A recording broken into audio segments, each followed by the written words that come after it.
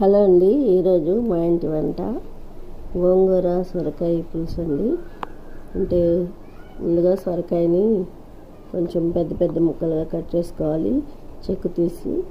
లేకుంటే లేతగా ఉంటే చెక్కుతో వేసుకున్న ఈ పులుసులో బాగానే ఉంటుంది సొరకాయ, కానీ నేను చెక్కు తీసాను.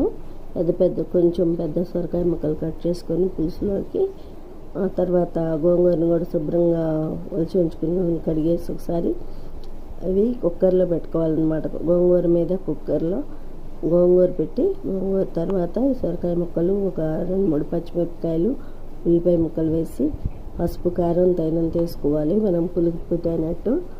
ఆ తర్వాత కుక్కర్లో 1 గ్లాసు నీళ్ళు పోయాలన్నమాట. దాన్ని వేసి 3 విజిల్స్ వేసాక దించేసి చల్లారిన తర్వాత ముక్కలను తీసి పక్కకు పెట్టి మెదిపి ఆ తర్వాత తాలింపు వేసుకోవాలన్నమాట.